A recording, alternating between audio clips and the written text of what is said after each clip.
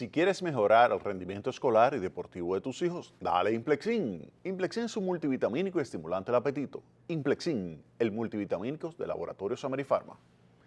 Bien, hace meses nosotros estuvimos apoyando desde aquí, desde Tecnopol, la política económica del gobierno español. Muchas personas decían que es una política económica muy severa, que el proceso de consolidación fiscal que implicaba un aumento de los impuestos, reducciones o recortes del gasto público, que eso era muy duro, estaban desmontando el estado de bienestar, que estaban cargando mucho a segmentos pobres o segmentos vulnerables o segmentos de clase media y que se le estaban poniendo demasiados impuestos y que eso no era justo. Todo eso se dijo. Nosotros señalamos, hay que hacerlo porque España necesita lograr la consolidación fiscal y esto significa la reducción de su déficit público para recuperar la confianza. Pues bien, ya los resultados de esa política económica que, oigan bien, se complementaron con la flexibilización del mercado laboral. España ahora es más flexible, su mercado laboral todavía falta mucho, pero su mercado laboral es más flexible. Usted puede contratar a una persona 3 meses, 4 meses, 5 meses, lo puede contratar medio tiempo, lo puede contratar por hora, no como en República Dominicana, que lo tiene que contratar fijo, que lo tiene que pagar un salario mínimo por mes, no un salario mínimo por hora, lo que le facilitaría, por ejemplo, al empleador dominicano, si necesita una persona para trabajar 15 días únicamente, lo pueda contratar 15 días únicamente, o si lo necesita 3 horas, lo pueda contratar 3 horas, no. Pero aquí es más rígido, en España también lo era y eso comenzó a desmontarse.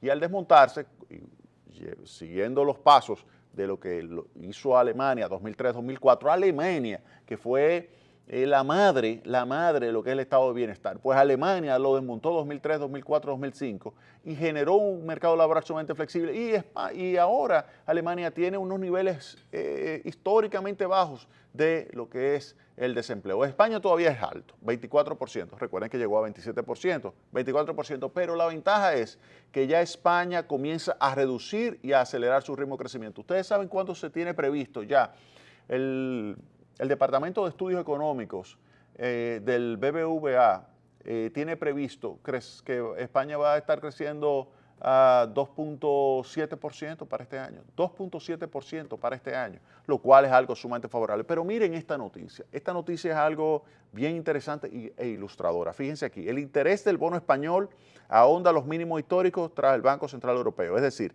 el euro que ahora está en una situación de depreciación de 1.10, oigan bien, 1.10, y voy a hablar de eso dentro de un momento, pues ha facilitado esto que estos países europeos pues comiencen a recuperarse y al recuperarse generan una mayor capacidad sus empresas de generar flujo de efectivo. Si mejora su flujo de efectivo, aumenta su capacidad de pago de impuestos y al aumentar su capacidad de pago de impuestos, los gobiernos mejoran su posición fiscal y al mejorar su posición fiscal, entonces la tasa de interés que tienen que pagar se reduce. Entonces, fíjense acá, ¿qué sucede en España?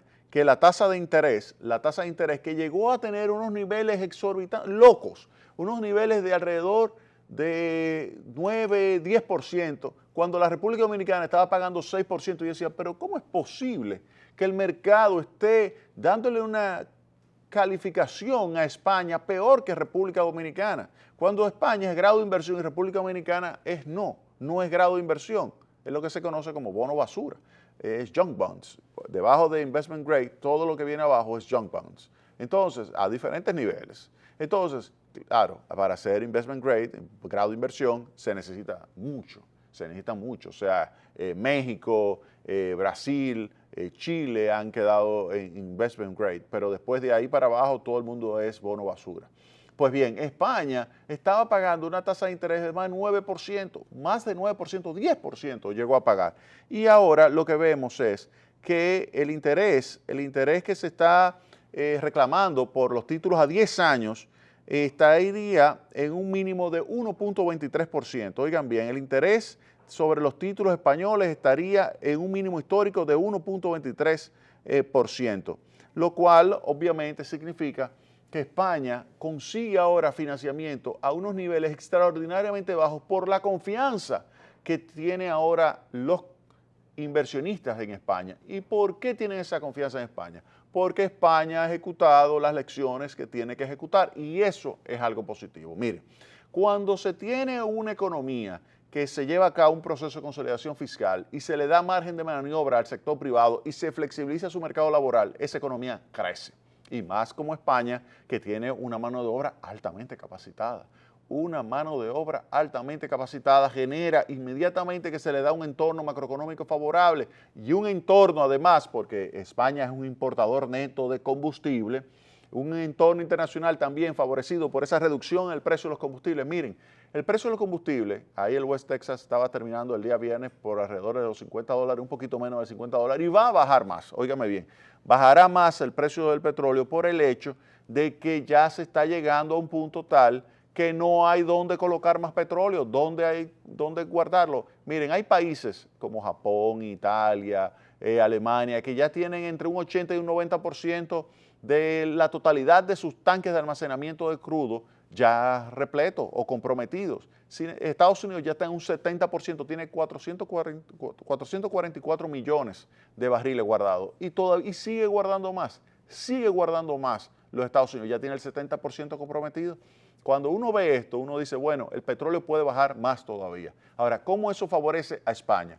La favorece porque España es una importadora neta de petróleo y al ser importador neto, al reducirse el precio, pues genera un boom de disponibilidad de recursos que pueden utilizar para adquirir bienes y servicios, para pagar deuda y esto obviamente que impacta favorablemente al crecimiento de la economía española. Entonces, una buena consolidación fiscal, flexibilización del mercado laboral y ahora este choque externo positivo que está haciendo que España pague menos dólares hacia el exterior, pues todo eso pues ha favorecido junto con, y aquí vuelvo entonces a señalar, junto con esa fuerte depreciación del euro. Fíjense lo siguiente, el año pasado el euro se depreció 14% y ya, si yo acumulo también lo que ha sucedido este año, ya la depreciación del euro es de 20%.